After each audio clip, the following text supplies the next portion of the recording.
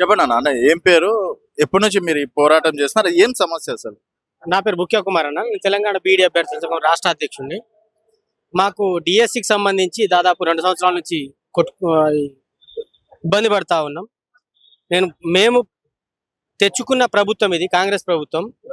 అందుకనే గత ప్రభుత్వంలో ఇచ్చిన ఉద్యోగాలని వాళ్ళు ఇస్తలేరని చెప్పేసి మేము తెచ్చుకొని ఇవాళ ఉద్యోగాలు మేమే ఇచ్చుకున్నాం. అందుకనే ఇవాళ 60,000 ఉద్యోగాలు వచ్చినాయి. అదేవిధంగా ఆ ప్రభుత్వం ఇవ్వలేదు, ఈ ప్రభుత్వం కూడా ఇవ్వలేదు. ఆ ఉద్యోగాలు మేమే తెచ్చుకున్నాం.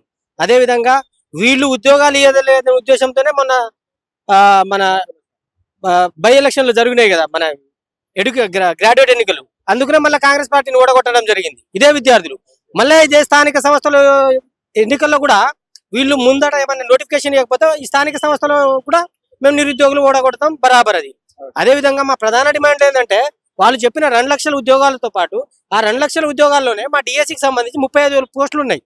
ఆ డిఎస్సికి సంబంధించిన 35,000 పోస్టులు కూడా ఇవ్వాలనేసి, అదేవిధంగా దాంట్లో కొన్ని జీవోలు ఉన్నాయి.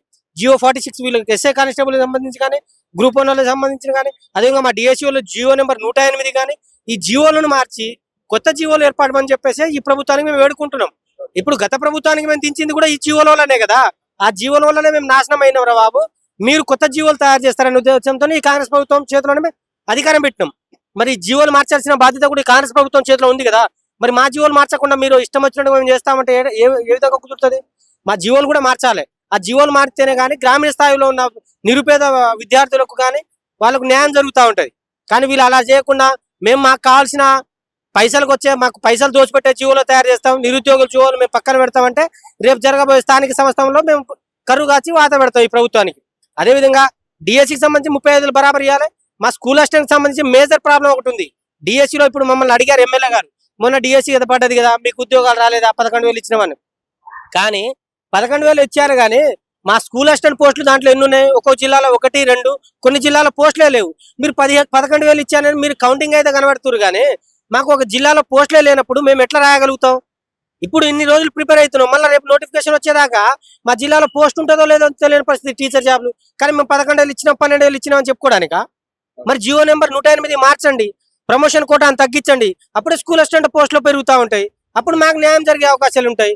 మీరు అలా చేయకుండా 70% ఇప్పటికి 2 సార్లు ప్రమోషన్ ఇచ్చారన్న టీచర్లకు, మరి నోటిఫికేషన్ ఇవ్వాలి కదా.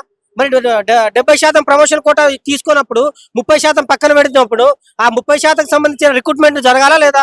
మరి ఎందుకు డిఎస్సి రిక్రూట్మెంట్ ఇస్తలేరు మీరు? మరి దేనికోసం ఇట్లా ప్రోరాంగ్ చేస్తా ఉన్నారు? ఎవరిని ఇబ్బంది పెడతా ఉన్నారు? మా నిరుద్యోగులనే కదా. కాబట్టి ప్రభుత్వం కూడా ఆలోచించాలి. నిరుద్యోగుల మళ్ళీ జీపీఓ నోటిఫికేషన్లు కూడా ఉన్నాయి, ఎస్ఐ కానిస్టేబుల్ ఉన్నాయి. ఇవి కూడా ఆలోచించి ప్రభుత్వం కూడా ముందుకెళ్లి స్థానిక సంస్థల ఎన్నికల ముంగట ఈ నోటిఫికేషన్ ఇవ్వాలని చెప్పేసి ప్రభుత్వానికి మేము వినతి పత్రం ఇవ్వడానికి ఇక్కడ దాకా రావడం జరిగిందన్న.